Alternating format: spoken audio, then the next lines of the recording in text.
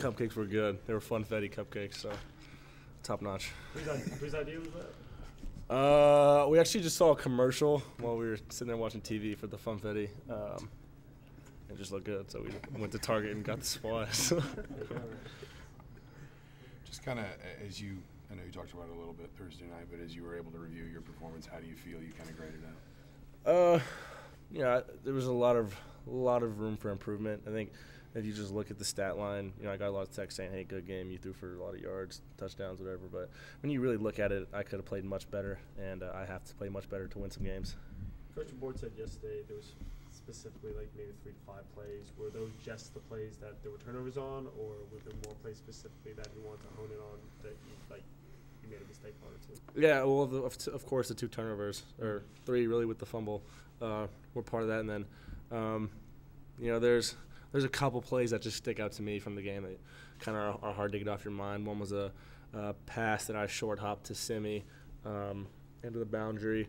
One was the ball I was trying to throw out of bounds while I was getting sacked that was nearly intercepted also. So just, that's probably 5 right there. But, there's probably more than that. If you really sit down and break down the film, if you're critical of yourself, and our coaches, they demand a lot out of us. So, just got to learn from it. Well, watching the film, when you break it down and you see Simi make that one-handed catch to get that first drive going, what does having Simi out there bring?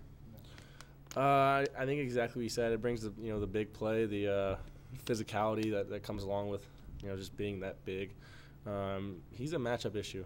I've probably heard it 1,000 times, but he really is someone that big and that athletic. It's you can't really leave him on an island, which sometimes you can get away with smaller receivers. You went to him 3 straight times to get that touchdown. Yeah, well, really it was 4 because I completed one to him. And then I had the 2 incompletions, and then the third one was a touchdown. So I figured he'd catch one of them. Is he becoming one of those guys that, not to get too cliche, you just feel like you give him a chance, he's going to make a play 90% of the time? Yeah. If I give him a chance, I expect him to come down with the ball, and I'm pretty hard on him, and expect a lot out of him, and he is the same with me. He expects a lot from me. So it's a good relationship. We're both extremely competitive, so if I don't put the ball where it needs to be, I'm going to hear about it. And if he drops a ball that is competitive that I feel he should catch, he's going to hear from me. So I think that relationship is necessary, all across the field, just as far as holding your teammates accountable and all that. But, he's definitely someone that I'm very comfortable with right now. Are you guys competitive back in the apartment? Yeah, we're competitive everywhere. I think most guys on the team are. Any chance we get to compete, we're going to. What was the best competition? Like a video game or Cupcakes. The video games are intense. Of course, sometimes you're just sitting there hanging out. But Tayseer is our 3rd roommate, unfortunately for him, because sometimes he gets picked on a little bit, being the younger of the 3. So, we wrestle a lot. We just mess around and have fun. So. Have you talked to Nick at all since the injury, and if so, what have you said to him? Nick Westbrook? Yeah. Yeah, of course. It's hard. Just keep your head up. Obviously, that was my last game playing with him. This is my last season. So that's sad, especially after the season that we had last year. We were looking forward to big things this year, but I just told him keep his head up, because he's a special kid. He's a special talent. Can you use Simi as an example? Say, hey, Simi, Jay Sean. There's a lot of examples. You can use guys all throughout college football, even not just our team. That running back from South Carolina, however many years ago, that's obviously drastic. He had multiple knee injuries, but just that concept of an injury really can't stop you if you put in the work, put in the rehab, and just keep your mental, your mindset the way it needs to be throughout that rehab and that recovery, so that when you are back in full speed, you're ready to go. Not that you obviously wanted to go through it again, but going through it with Simi, from your perspective, do you think you learn something from that experience that will help you with this time around, not losing Nick? I mean, I think it's a next man up, So I trust all the receivers on the team. Taysier Max guy's going to have to now step up. He's my third roommate. I have a great relationship with him. But there's a number of guys that are going to have to start making some plays. And they're excited about that, and they're looking forward to it. One of the things we've consistently heard about Virginia the last couple of days is they try to be confusing pre-snap. They try to move a lot, shift a lot. What kind of challenges does that present for you specifically? Yeah, they do a lot of stuff. It's just you got to be on top of it. You can't get tricked into thinking they're going into a one-high defense and then at the snap they roll into a two-high. Getting caught in situations like that, you're gonna pay for that. So just really trust your training, trust your fundamentals, and just be instinctual. Trust your instincts. If something's not right, it's not right. Is film study especially important now when you're going against a team that's multiple and tries to disguise that much? Yeah, it's extremely important because you want to know everything that they can do. You want to know how they might disguise it, tendencies. Ohio State was a great defense, but they really didn't do a lot to mess with us. Obviously, that's not the case this week. They're going to try and do a lot of things, so we just got to be on top of our game mentally.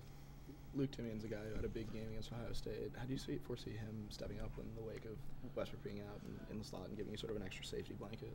Yeah, he's pretty consistent. That was a great first game for him, and I don't think anybody was surprised by that. He's been pretty much that kind of receiver since he's been here, to be quite honest. Even though last year he didn't have that big of a role, people still knew that's kind of what he was capable of.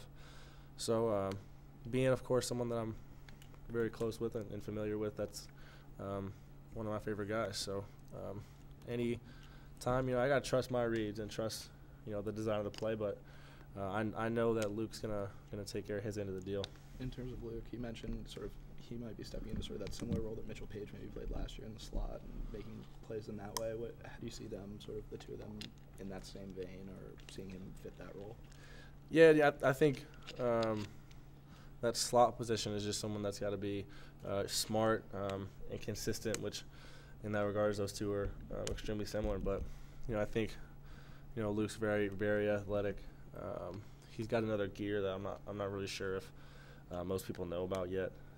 Hopefully he'll get to show that off soon. He's a little bit taller also, but they're both real dependable guys, and that's what matters most when it comes down to it. Losing a key receiver, how much does it help to have a guy like Simi that you can just depend on and go to whenever you need to? Yeah, it's huge, and I think not just Simi, but our depth at receiver overall is what don't push the panic button quite yet, because we got a lot of guys at the receiver group that are capable of making big time plays. I think Donovan Hale had a great game Thursday night. Luke, obviously, Simi, Taysier had some big catches. Ian.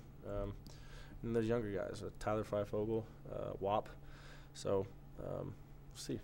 You mean specifically, you think Taysier is going to have to step up big time? What do you think he does really well? What's his skill set like? Taysier is very fast. That's pretty much the number one thing I think of with Taysier is he's explosive. He's really hardworking too. That's probably my favorite quality about him is I'll come home to the house some nights and he'll be in his room just with his iPad hooked up to his TV studying. He's a student of the game, so I'm excited about him. Once your running attack gets moving in a better direction, how much easier does that make your life? Yeah, of course, anytime you can run the football, it opens up the passing game. You want to run the ball to set up the pass. So, and I think, a lot was made out of the running game these last few days. A lot of the throws that I had on Thursday night were runs, that they stacked the box. So as opposed to handing the ball off into a 7-man box, I threw a one-on-one ball to Simi. So, there might not be those one-on-one balls this week, so the running backs will get more chances. And, they only ran for I don't know how many yards, but it wasn't a lot, and that's partially on me also for throwing the ball so many times. I missed some of my run keys. I should have pulled the ball at times when I handed it off, and they got hit in the backfield instead of maybe gaining 5 or 6 yards. You're talking about like those run pass options when you kind of walk to the line and you're supposed to read and decide what you run. Yeah. The TD pass to Simi was one of those, wasn't it? Yep, the fade. How encouraging was it to see Ian have the performance he did in the season opener, especially with 2 touchdown catches? I know Coach DeBoard was saying the tight end position was going to be more involved this year, but I guess just how encouraging was it to see that, and what made him so effective against Ohio State? He's just a matchup nightmare, as big and athletic as he is. So that's what made him so successful. And if he continues to work as hard as he does and come to practice every day with the right mindset, he should have that same success, hopefully. But it's great to see. It's something that you expect all off season.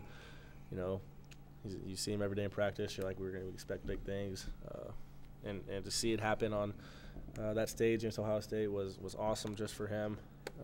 After the first touchdown he had, I went over to him on the bench and just kind of gave him a hug. I was like, I'm proud of you, man, but you got a lot more coming, so just keep working.